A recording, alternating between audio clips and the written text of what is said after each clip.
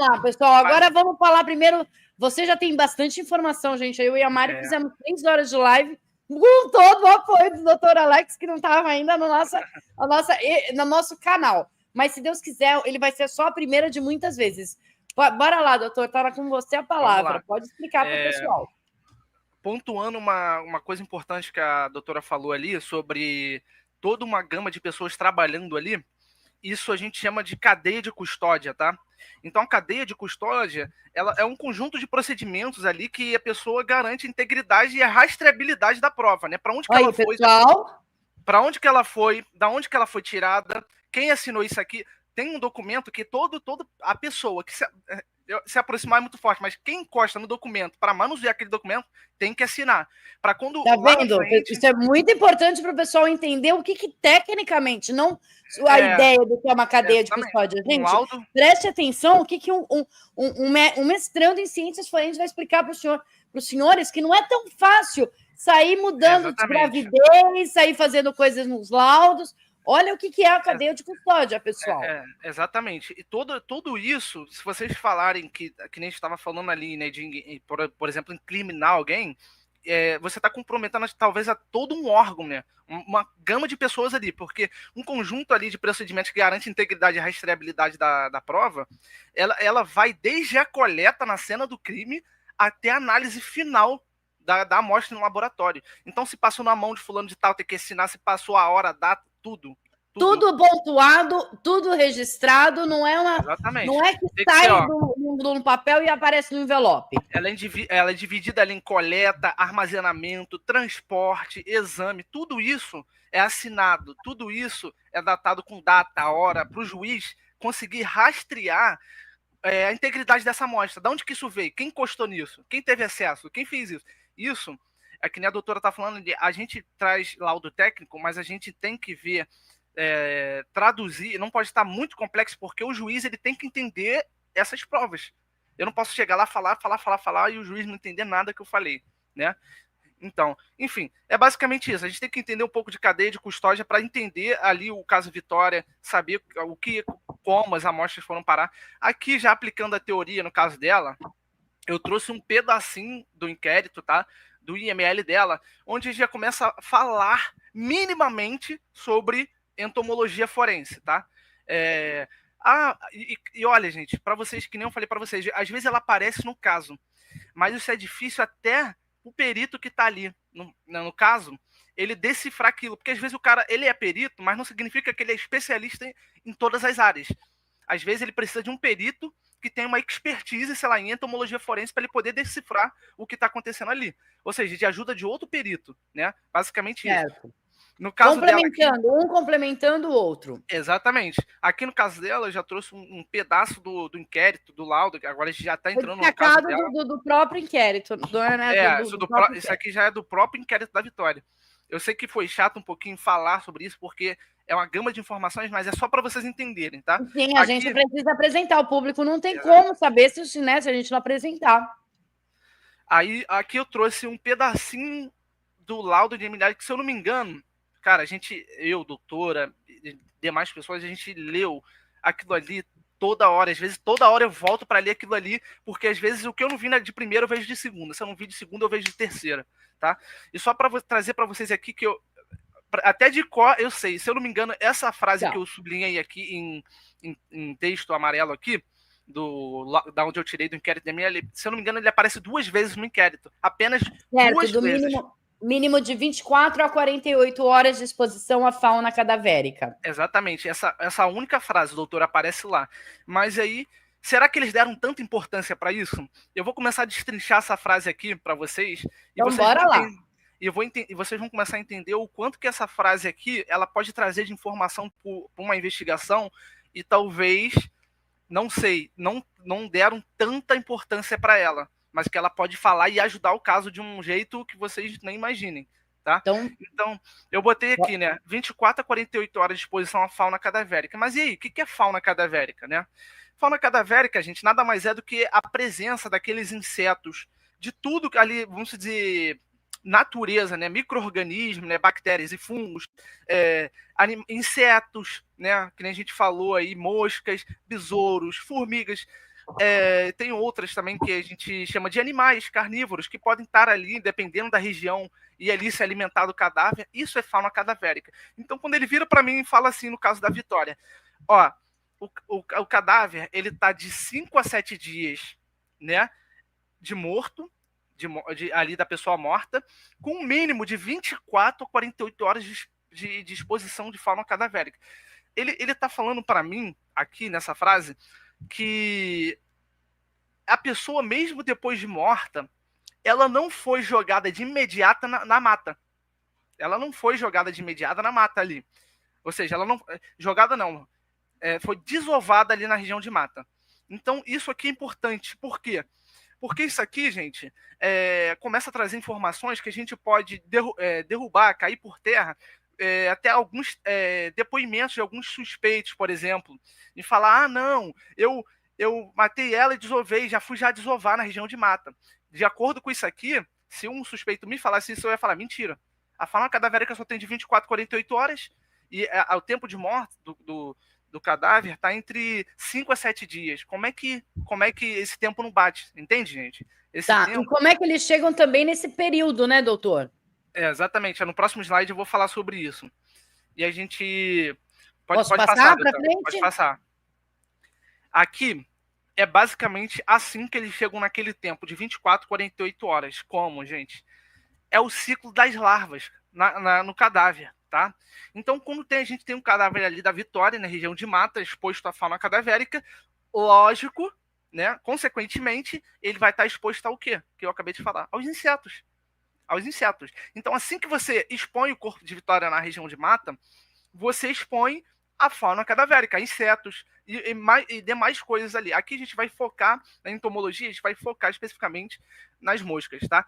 Gente, a gente não trouxe esse assunto à toa, a Vera, tá? A gente trouxe porque ele apareceu no caso Vitória e pode trazer informação pra gente, tá? Como é que o perito chegou nesse tempo aqui? Ele botou lá. Ele não fala muita coisa, mas ele botou aqui, ó.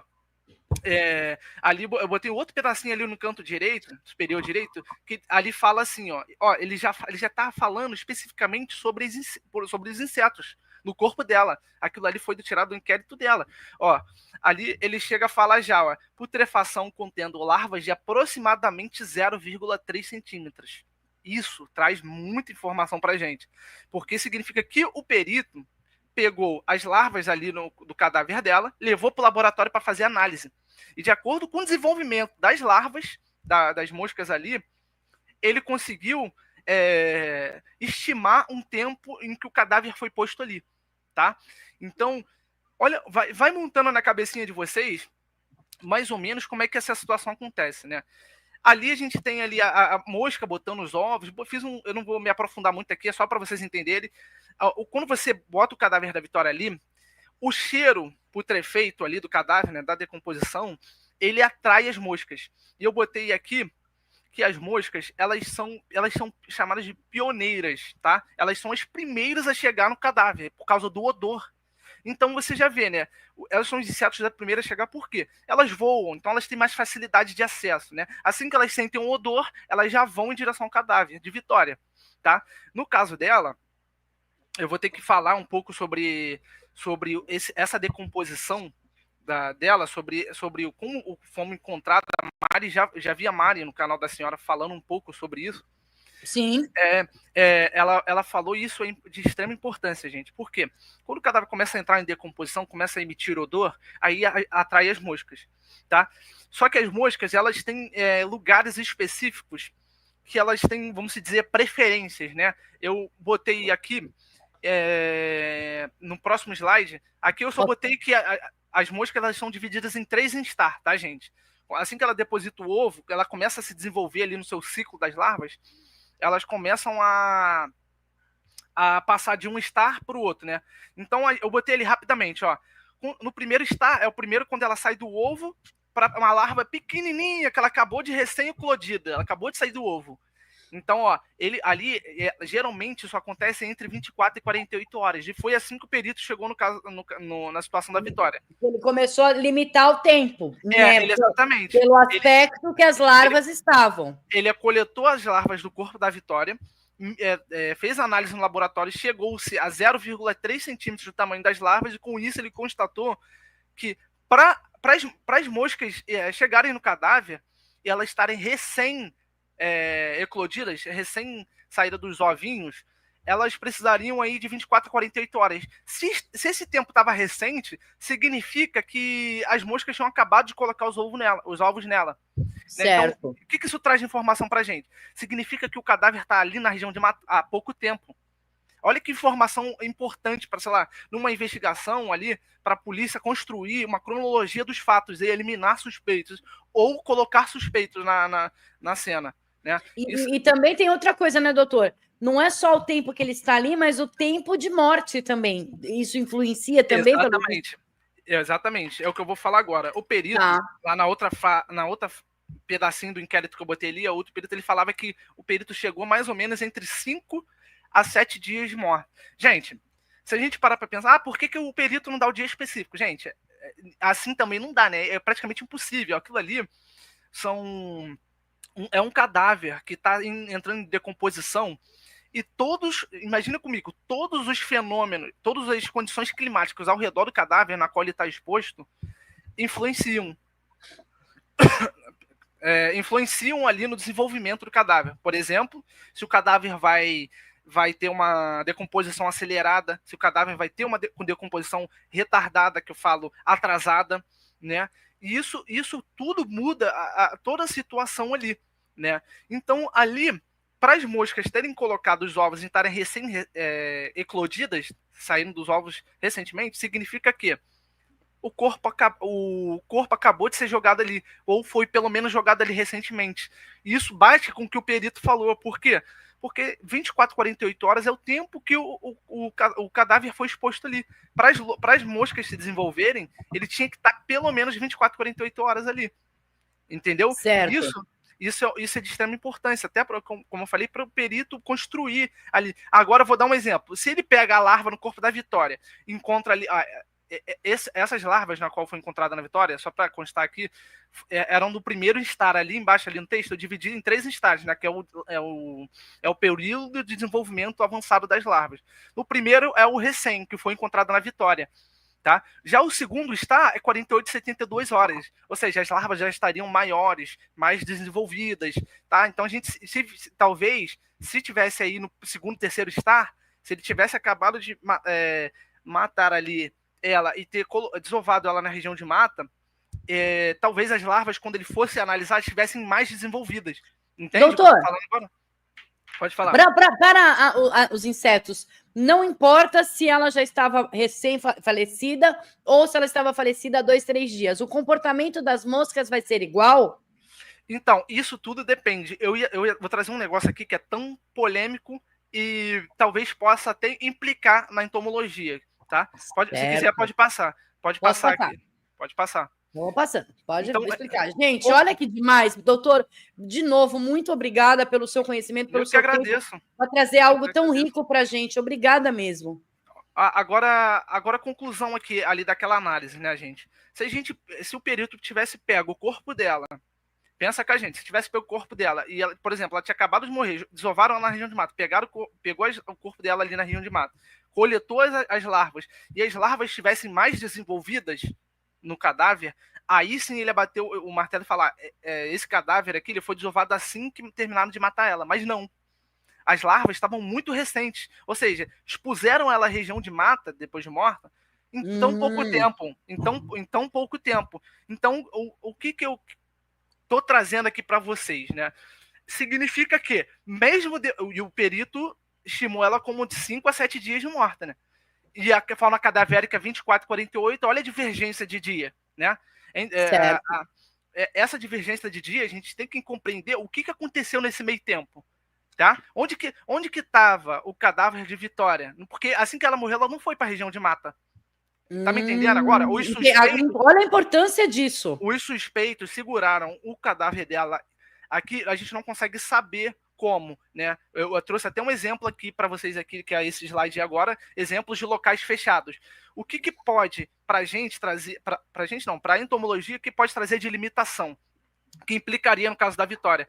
Talvez se eles pegassem o corpo dela e trancassem, sei lá, numa sala fechada, enrolassem numa lona, entendeu? Botasse num porta-malas de um carro. Tudo isso, todas essas circunstâncias... Para impedir a larva, a mosca. Para impedir o acesso do inseto ao cadáver. Perfeito. Tá me entendendo agora? Então, Perfeito. E o desenvolvimento das larvas aqui diz muito pra gente. Porque esse meio tempo que foi exposto entre 24 e 48 horas e o restante dos outros dias, que ela já estava morta, onde estava o corpo dela? Né? Aonde estava o corpo dela? Isso monta uma cronologia muito forte. Isso é uma situação muito forte. Porque vocês lembram que inicialmente, pelo menos eu acompanhei o caso dela desde o início mesmo. Né? Ela estava desaparecida ainda. Então, vocês lembram que uma das primeiras hipóteses que estavam saindo na mídia, óbvio que a gente não acredita em tudo que está na mídia, né? Que as primeiras hipóteses falavam que um fulaninho de tal tinha... Eu não vou citar nomes, tá? Porque, como a doutora falou, ninguém tá aqui para incriminar ninguém, tá? A gente tem que ser imparcial, gente, como perito, aqui para analisar a prova, a gente tem que ser imparcial na nossa análise, nem tendenciar para um lado, nem para o outro. Então, a gente tem que ser imparcial para dar espaço para as provas técnicas falarem, né? Então, é o seguinte, lá início lá, havia-se uma hipótese, até mesmo por parte da polícia, na qual dizia que um suspeito em específico, assim de terminar de matar ela lá, acho que foi dentro do carro, né, que foi a situação, pegou ela e desovou na região de mata. Isso foi divulgado agora, isso mesmo. Agora me diz vocês, depois da explicação que eu dei para vocês, isso é possível? Se ele tivesse desovado ela dia 26, doutora, dia 26, dia 27... Contraria a nossa leitura que a gente acabou de fazer. Dia 20, se ele tivesse matado ela e desovado ela entre dia 26 e 27, vamos dizer assim, e achada no dia 5 de março, né? 5 a 7 dias depois, vamos dizer aí, achada ela. Quando o perito pegasse as larvas para fazer a análise das larvas, as larvas já estariam no terceiro estágio, muito mais desenvolvidas do que elas estavam. Não estavam, na real, né? Então, isso já derruba uma hipótese de um suspeito, por exemplo. Entendeu? Tá. Isso... Claro, ela auxilia, na verdade, na linha do tempo. Agora a senhora tocou numa informação que eu induzi a senhora a falar. A linha do tempo, a cronologia dos fatos, isso importa. O que acontece, gente? Como trouxe esse pensamento inicial sobre as ferramentas forenses, a entomologia, assim como algumas outras ferramentas forenses, às vezes ela não é padrão ouro, vamos dizer, num caso. Isso vai depender do caso e para você aplicar a ferramenta. Óbvio que tem casos que não tem como a gente aplicar a entomologia. Mas no caso que a gente tem, isso é uma fala de um perito, tá? De um perito que eu ouvi e absorvi para mim. Quando eu estou conversando assim, com um perito, e eu trabalho com desenvolvimento de ferramentas forenses, e aí eu falo sobre uma ferramenta que eu estou desenvolvendo, por exemplo, ele fala para mim, melhor ainda, quanto mais ferramenta eu tiver, mais você facilita o meu trabalho na hora de uma investigação. Foi essa frase que eu recebi. E isso é muito importante, gente, porque quanto mais ferramenta o perito tiver para usar, melhor, né? Então, quanto mais aí ferramenta, por exemplo, na entomologia, se der para aplicar no caso, utilize. É mais uma prova técnica científica para sustentar ali, né, uma hipótese. Científica, né? Científica. É isso que eu ia falar, é isso que é importante. É científica, não é mera opinião. Não é a doutora Raquel que acha, não é a dona Mari que acha, nem o doutor Alex que acha. A gente... É a ciência, são a ciência que fala. Anteriores já confirmados. Exatamente. Então, perfeito. Gente... Tá vendo uma situação dessa, por exemplo, um tempo? A entomologia, nesse caso, vai falar: mentira, impossível. Como é que as larvas estão no primeiro estágio se você desovou ela na floresta dia 27, hoje é dia 5? Aquilo ali já era para ter entupido de larva. Entende? Larvas desenvolvidas. Aí o perito ia pegar e falar: ó, essa larva aqui tá no terceiro estágio, já tá desenvolvida, tá quase virando mosca. Virando mosca. Tá? E a quantidade também influencia, né? A quantidade influencia, e eu vou falar aqui no caso dela também, tá? Então, gente, aqui eu só trouxe um exemplo, não é pra gente ficar lendo aqui os slides aqui, mas só para vocês poderem ali bater o olho e conseguir ver ali na live da doutora Raquel, né?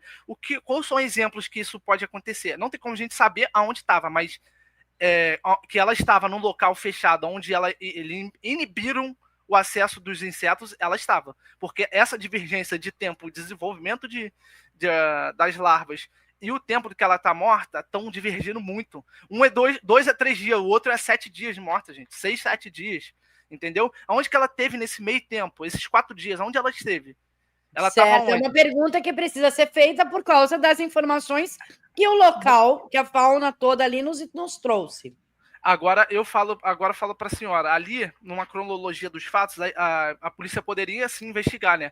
Se esse tempo está divergindo, aonde que ela estava? Será que ela estava numa casa fechada, abandonada, um galpão, né? Será que ela estava num porta-malas de um veículo?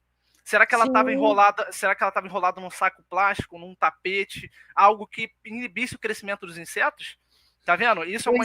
Ô, doutor, outra pergunta que todos fazem é sobre o cabelo dela. Não sei se o senhor poderia até falar. Não existe essa questão de ter sido perdido por causa do processo de decomposição que ela estava naquele dia. Isso bem resumidamente, para as pessoas compreenderem.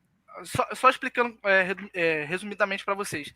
O cabelo em si, no cadáver, quando está acontecendo ali as fases de putrefação, ele pode se desprender sim. Ele pode se desprender.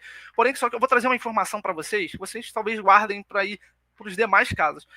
Tanto cabelo, quanto ossos, quanto dentes, essas estruturas humanas, assim, elas são a base de queratina, tá? Elas são a base de queratina. O que significa isso? Queratina é uma proteína que ela traz resistência à estrutura humana. Quer ver um exemplo?